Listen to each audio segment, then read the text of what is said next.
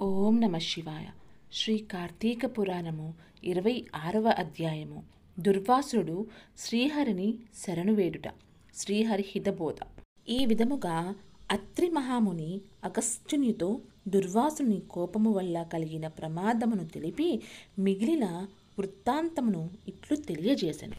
ఆ విధముగా ముక్కోపి అయిన దుర్వాసుడు భూలోకము, భువర్లోకము, పాతాళలోకము, సత్యలోకములకు తిరిగి అన్ని లోకములలోనూ తనను రక్షించువారు లేకపోవుటచే వైకుంఠమందున్న మహావిష్ణువు కడకు వెళ్ళి, వాసుదేవ, జగన్నాథ, శరణాగత రక్షక, బిరుదాంకిత, రక్షింపుము, నీ భక్తుడైన అంబారీషునకు కీడు చేయదలచిన నేను బ్రాహ్మణుడను గాను ముక్కోపినై మహా అపరాధము చేసి తిని. నీవు బ్రాహ్మణ ప్రియుడవు. బ్రాహ్మణుడైన భృగమహర్షిని యురముపై తన్నినను సహించితివి. ఆ కాలిగురుతు నేటికిను నీ వక్షస్థలమందున్న ప్రశాంత మనస్కుడవై అతనిని రక్షించినట్లే కోపముతో నీ భక్తునికి శాపమిచ్చిన నన్ను కూడా రక్షింపుము. శ్రీహరి, నీ చక్రాయుధము నన్ను చంపవచ్చుచున్నదని దుర్వాసునుడు శ్రీమన్నారాయణుని పరివిధముల ప్రార్థించెను. ఆ విధముగా దుర్వాసురుడు అహంకారము వదిలి తనను ప్రార్థించుట చూచి శ్రీహరి చిరునవ్వు నవ్వి, దుర్వాస, నీ మాటలు యథార్థము. నీ వంటి తపోధనులు నాకత్యంత ప్రియులు. నీవు బ్రాహ్మణ రూపమున పుట్టిన రుద్రుడవు. నిన్ను చూచిన వారు 3 లోకములందు భయపడుకుందురా. నేను త్రికారములచే బ్రాహ్మణులకు మాత్రము ఎట్టి హింస కలిగించెను. ప్రతి యుగమునందున గో, దేవ, బ్రాహ్మణ, సాధుజనంబులకు సంభవించే ఆపదలను పోగొట్టుటకు ఆయా పరిస్థితులకు తగిన రూపములు ధరించి దుష్ట శిక్షరక్షణ గావింతును. నీ వకారమునుగా అంబరీషుని శపించితివి. నేను శత్రువుకైనను మనోవాక్కాయములందు కూడా కీడు తలపెట్టను. ఈ ప్రపంచమందు గల ప్రాణి సమూహము నా రూపముగానే చూచుతును. అంబరీషుడు ధర్మయుక్తముగా ప్రజాపాలన చేయుచుండెను. కాని అటువంటి నా భక్తుని నీవు అనేక విధముల దూషించితివి. నీ ఎడమ పాదముతో తన్నితివి. అతని ఇంటికి నీవు అతిథివై వచ్చి కూడా నేను వేలకు రాని ఎడల 12 గడియలు దాటకుండా భుజించమని అంబరీషునికి చెప్పవైతివి. అతడు వ్రతభంగమునకు భయపడి నీ రాకకై చూచిచూ జలపానములు మాత్రమే చేసెను. అంతకంటే అతడు అపరాధము ఏమి చేసెను? చాతుర్వర్ణముల వారికి భోజన నిషిద్ధ ధనముల ముందు కూడా జలపానము దాహ శాంతికిని పవిత్రతకును చెయ్యదగినదే కదా. జలపానము నరించిన మాత్రమున నా భక్తుని దూషించి శపించితివి. అతడు వ్రతభంగమునకు భయపడి జలపానము చేసినాడు కాని నిన్నవమానించుటకు చేయలేదే.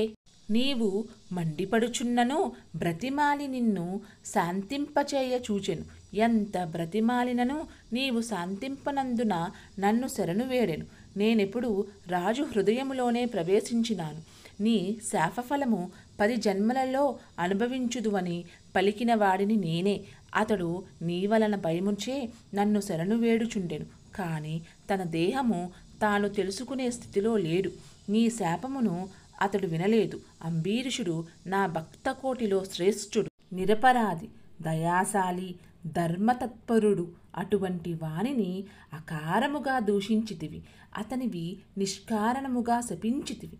విచారింపవలదు. ఆ శాపమునకు లోకోపకారమునకై నేనే అనుభవింతును. అదెటులననినా నీ శాపములోని మొదటి జన్మ, మధ్య జన్మ నేనే. కల్పమున మానవునకు రక్షించుచు నిమిత్తము సోముకుడను రాక్షసుని చంపుటకు మధ్యరూపమెత్తుదును. మరికొంతకాలమునకు దేవదానవులు క్షీరసాగరమును మదించుటకు మందర పర్వతమును కవ్వముగా చేయుదురు. ఆ పర్వతమును నీటిలో మునగకుండా కూర్మరూపమున నా వీపున మోయుదును. వరాహ జన్మమెత్తి హిరణ్యాక్షుని వధింతును. నరసింహ జన్మమెత్తి హిరణ్యకశిపుని చంపి ప్రహ్లాదుని రక్షింతును.